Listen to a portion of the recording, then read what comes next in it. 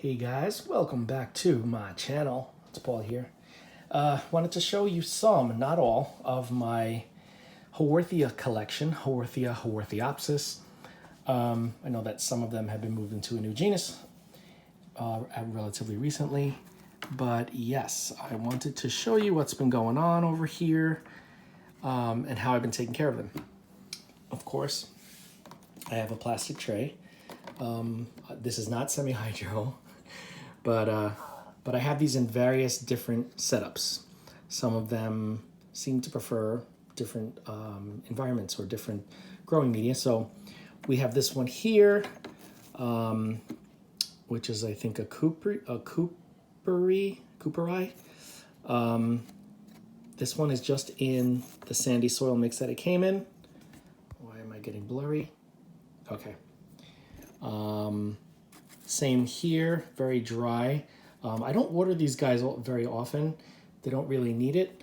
The ones that I have in the gravelly or grit, they seem to enjoy when I water them more often. Like this one is in Turfus. Really, really cool. This one's in the soil it came in. This one is in sphagnum moss. That is correct. I put some of them in moss. Yeah. Bunch of different types, really, really pretty, really interesting. I have a yellow variegated one here. So you can see that's really cool. But yeah, so all I do, or all I've been doing, is taking a little squirt bottle and watering the medium kind of at the base of each of them. When I find that Turfus and things like Akadama or the calcium clay, I feel like those are easier to tell if you need to water them because when it's dry, they're a lot lighter in color. A lot of people talk about that. It is true, I've noticed. So when I have them in those different mediums, I think that it is much easier to water and not overwater. Yep, we have another one over here in moss. This one is really cool looking. This is the, what is this? The fairy washboard, something like that. Then I also have an Haworthia, which is the aloe and the Haworthia hybrid. And this was just a regular plant, but it sprouted out a variegated pup, which is kind of interesting. So it started out plain green, and look at that. Got a variegate out of it. Very cool. This one here is a Kokodama that I had created with just some sphagnum moss. This one dries out pretty quickly too, so I need to water that one a little more often, or I should at least. And of course, what is my channel without something in semi-hydro or lava rock? So this one has been in lava rock for quite some time. The roots have been growing along the edge. You could tell it's very, very dry, but this plant does not mind it.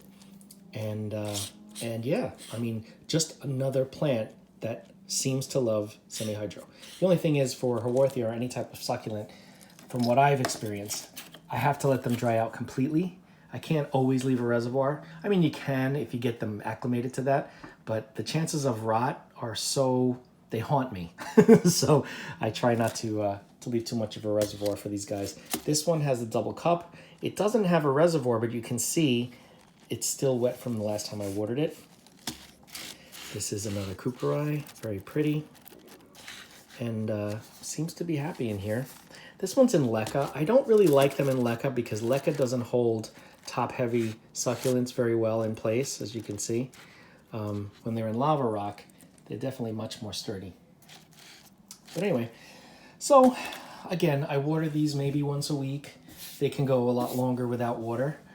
I like to use, some of these are plastic pots, but I like to use the terracotta because it helps the medium dry out quicker because it's porous. That's always something that's good for succulents and cacti. What else could I tell you? I have these finally they're under a grow light. Before they were just maybe a couple of feet away from a south-facing window, but they weren't really getting hit by any direct sun. And they started to etiolate a little bit. They started to stretch. As you can see, this one started stretching. But now that they're under the light, they're getting a lot more compact and dark green growth. And yeah, and they're just a lot of fun. I love plants like this, like Haworthia and other succulents, because you can forget about them and they're like, I didn't even notice. So It's not like you have to keep checking them. You know, they're fine. They'll handle life on their own as long as you just occasionally throw them some water, maybe even some feed, but not entirely necessary to regularly fertilize these guys. They do just fine. Again, this is just one tray of my collection.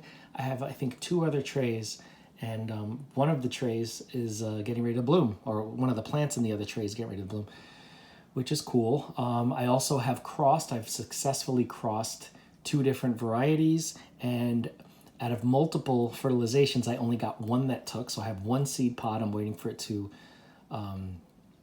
dry up and to mature so that I can collect the seeds, plant them, and see what those crazy babies are going to look like, because it's 2 different varieties, which I'm very excited about. Anyway, if you have any questions on how I grow my Haworthia or how to propagate them, really easy. They pup like crazy.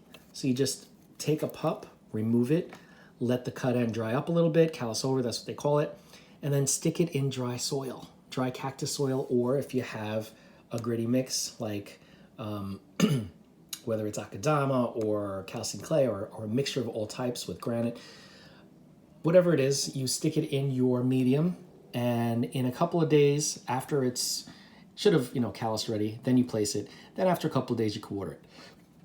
They do fine. Then the next time you water it, shouldn't be right away.